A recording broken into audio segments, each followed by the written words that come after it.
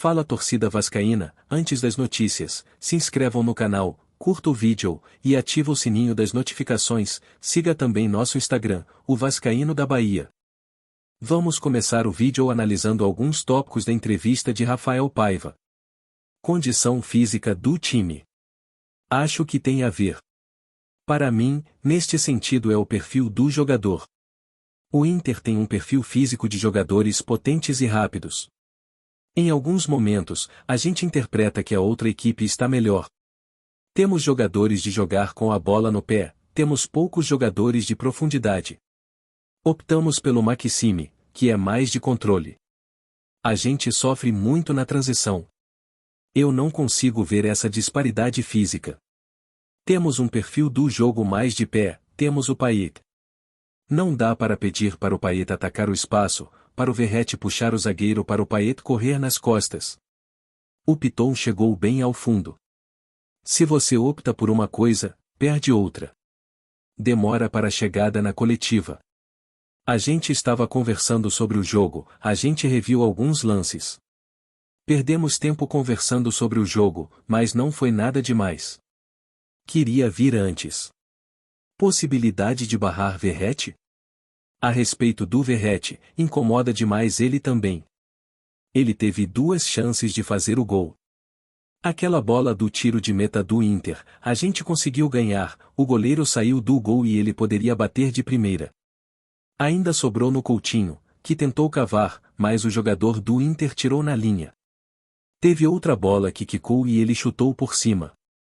É um jogador experiente, artilheiro da Copa do Brasil, a gente não pode desconsiderar o que fez. É uma liderança, empurra nossa equipe. O Raya é um menino de 18 anos, às vezes a gente quer colocar responsabilidade gigante nele, de resolver o jogo. Se a gente precisar trocar em algum momento do jogo, a gente pensa nisso. Mas acredito que o Verratti vai dar a volta por cima e fazer os gols que a gente precisa na fase final. Mudanças na estrutura. A gente mudou algumas peças e estrutura. A gente defendeu mais compactado hoje. A gente não conseguiu encaixar a transição de gol. Tivemos umas transições, o Verratti estava impedido, ele tentou chegar finalizando. A gente teve bastante escape pela esquerda, com Leandrinho e Piton. Trouxe o Maxime por dentro. Jogamos com Puma e PH pelo corredor direito. A gente mudou a forma de jogar com os jogadores. Por mais que se coloquem abertos, teve movimento para dentro. Conseguimos fazer coisas diferentes, faltou ser mais mortal, fazer o gol e obrigar o adversário a sair. A gente conseguiu usar o corredor esquerdo, conectar algumas bolas para o Verratti em profundidade.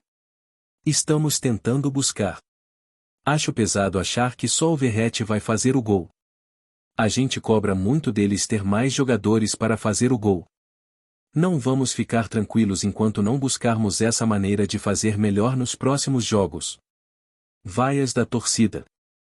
Não vejo nenhuma torcida que vai a mais jogador que a do Vasco, disse Paiva.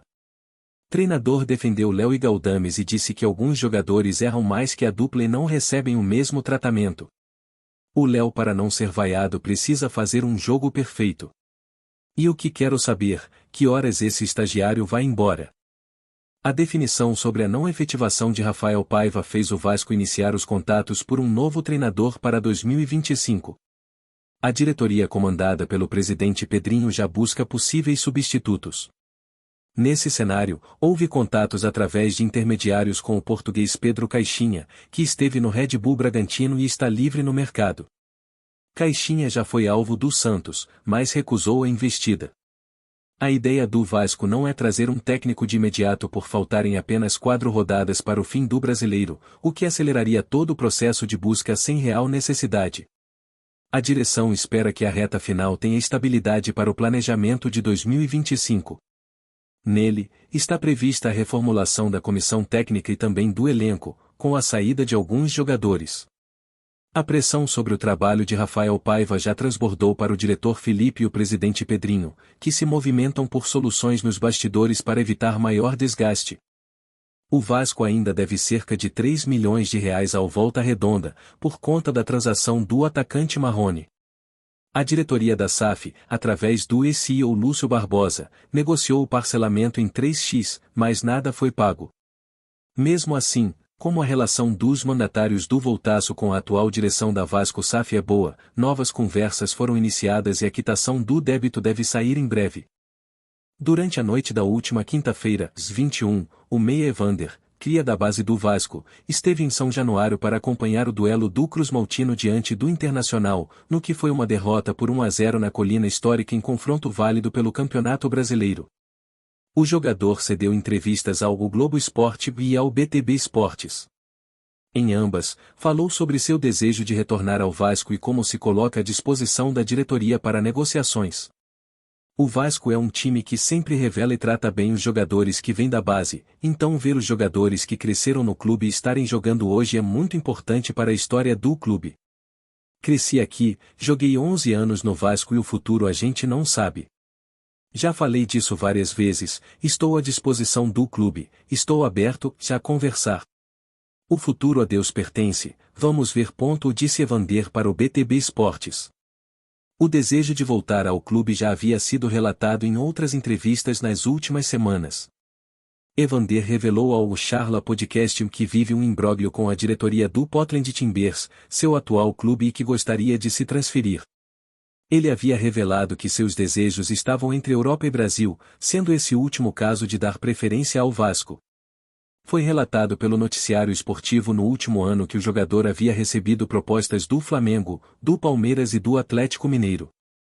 Segundo apurado pelo BTB Esportes, Evander teve uma conversa com Felipe Loureiro, diretor técnico do Vasco, e ontem, durante a partida, teria recebido algumas regalias do clube, como o uniforme oficial da loja Gigante da Colina. Este último acontecido salienta que há uma boa relação entre o atleta e o clube. Evander está de férias no Rio de Janeiro nesse fim de ano e foi revelado que espera-se haver uma nova ronda de conversas para definir um possível acerto com o Cruz-Maltino.